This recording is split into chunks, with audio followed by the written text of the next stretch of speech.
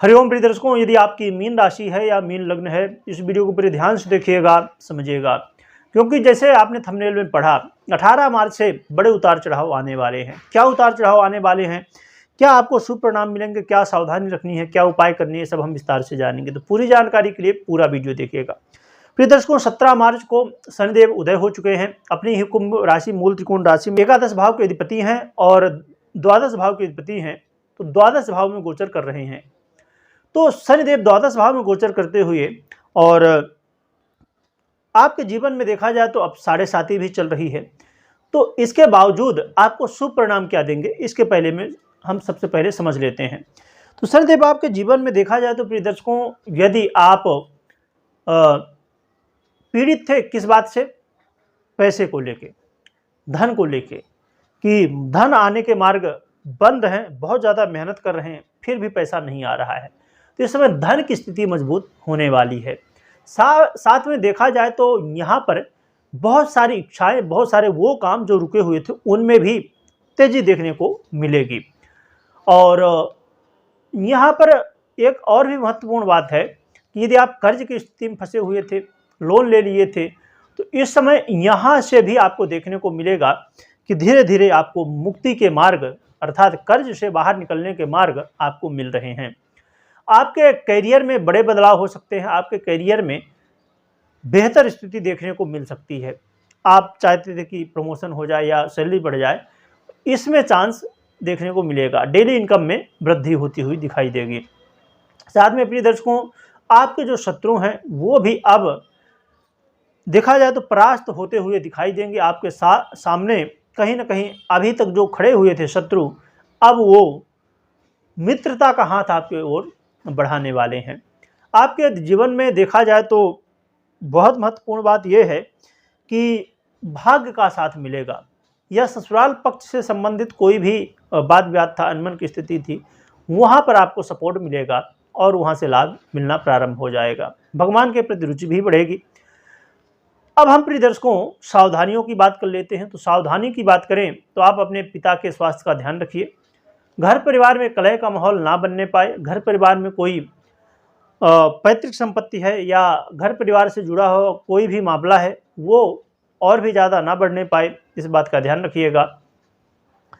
साथ में आपके शत्रु आपसे परास्त होने वाले हैं, परंतु आपको कुछ नहीं करना है। शत्रु खुद ब खुद अपने आप ही कहीं ना कहीं से कोई ना कोई ऐसा रास्ता मिलेगा जिससे वो खुद ब खुद साइड हो जाएंगे। तो आपको कुछ करने की ज़रूरत नहीं है, आप अपने कर्म करते रहिए, बस इसकी ज़रूरत है। साथ में देखा जाए तो प्रिय दर्शकों, सावधानी के रूप में एक बहुत महत्वपूर्ण बात होगी कि धन आगमन तो होने वाला है, परंतु धन व्यय भी होने वाला है, धन खर्च भी होने वाला है। तो धन खर्च की स्थिति को संभालना होगा, अर्थात फाइनेंस का जो मैनेजमेंट है उसे बहुत अच्छे ढंग से करना होगा। आपने निश्चित कर लिया कि मैं 10,000 इस काम के लिए निकाल दिया, मैं 20,000 इस काम के लिए निकाल दिया, 5,000 इस काम के लिए निकाल दिया, उसे उतना ही करना है। ऐसा नहीं कि फिर आपने खर्चा शुरू कर दिया तो आपने ये नहीं देखा कि भाई जो मैंने बजट बनाया था सब काम के लिए उससे कोई मतलब नहीं, बस अभी ये जो खर्चा है कर लो। तो इसलिए इन बातों का ध्यान रखिए।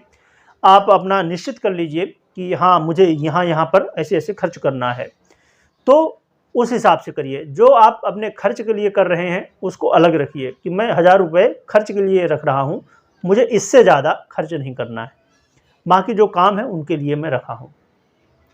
तो इस बात का विशेष रूप से ध्यान रखिएगा। और यात्रा करते समय, खासकर जब लंबी यात्रा आप कर रहे हैं, तो यहाँ पर भी सावधानी बरतनी होगी। तो ये सावधानियाँ थी प्रिय दर्शकों। और बाकी मीन राशि वालों के लिए, मीन लग्न के लोगों के लिए बहुत अच्छा समय रहने वाला है, बहुत अच्छे परिणाम शनिदेव देने वाले हैं। अब हम उपाय की बात करें प्रिय दर्शकों, तो आपको हनुमान जी की आराधना करनी है। हनुमान जी की आराधना करने से अन्य ग्रह स्थितियाँ जो भी हैं उनके लिए भी ये हितकारक रहेगा। हनुमान चालीसा का पाठ करिए और हर दिन यदि आप मंदिर जा सकें तो बहुत अच्छा है, नहीं तो कम से कम शनिवार जाइए और बाकी दिनों में घर में ही कम से कम एक हनुमान चालीसा, वैसे तो ज़्यादा बेहतर है कि एक सुबह और एक शाम दोनों समय हनुमान चालीसा का पाठ आप कर लीजिए। और कमेंट में जय बजरंगबली लिखिएगा और लिखने के साथ बोलिएगा भी। और आप अपने जो प्रश्न हैं, आप अपने जो, अब देखा जाए इसमें, देखिए अब प्रश्न की बात की जाए तो विशेष रूप से ध्यान रखिएगा कि जो सभी के हित में हो। अब ऐसा नहीं कि अब जैसे आपने पूछा कि मेरा शनि अष्टम भाव में बैठा हुआ है, तुला राशि का बैठा हुआ है, ऐसे नहीं, मतलब जो सभी के हित में प्रश्न हो वो प्रश्न है, तो उससे मैं कोशिश करूंगा कि आने वाली वीडियो में मैं उसका जवाब दे सकूं।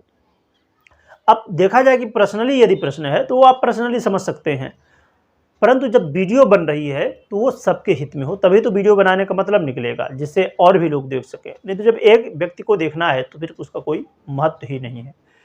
तो इसलिए इस बात का ध्यान रखिएगा।